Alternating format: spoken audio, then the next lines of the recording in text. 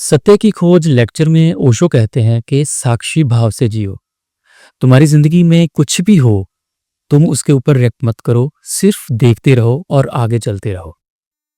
अगर एक दिन के लिए भी तुम ऐसे जी लेते हो तो तुम्हारी जिंदगी पूरी तरह से बदल सकती है। तो मैंने सोचा कि इस चीज को ट्राई जरूर करना चाहिए। जब मैंने इसको शुरू किया तो पहले दिन मुझे याद नहीं रहता था कि मैं साक्षी हूं, मैं करता नहीं हूं। मैं चीज़ों को सिर्फ देखूंगा तो मुझे बार बार याद दिलाना पड़ता था।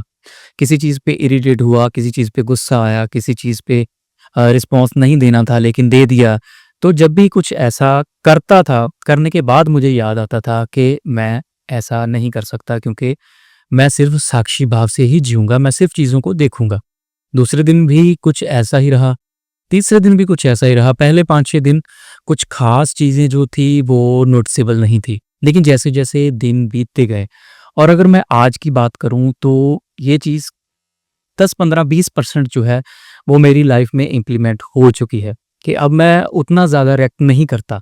बहुत सारी बातें अगर मैं डेली बेसिस पे देखूँ जिन पे मैं पहले रिएक्ट करता था, अब मैं मुस्कुरा देता हूँ। मैं सोचता हूँ कि ये इतनी बड़ी बात नहीं है कि इसके ऊपर मैं अपना एनर्जी जो है या टाइम है वो लगाऊँ। तो मैं अभी चीज़ों को जाने देता हूँ।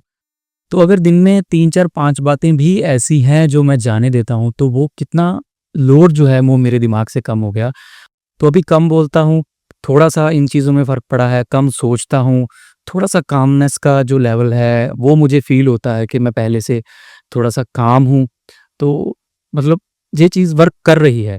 अगर 15-20 दिनों में इस लेवल पे हम पहुँच सकते हैं, अगर 6 महीने या 1 साल तक इसको इम्प्लीमेंट करते हैं, तो मुझे लगता है कि काफ़ी ज़्यादा बेनिफिट इस चीज़ के मिल सकते हैं और कुछ भी इम्प्लीमेंट करने की ज़रूरत नहीं पड़ेगी अगर इसी चीज़ को हमने प्रॉपरली इम्प्लीमेंट कर लिया। आप भी इसको ट्राई ज़रूर करें, बहुत ही ज़्यादा फ़ायदेमंद चीज़ है।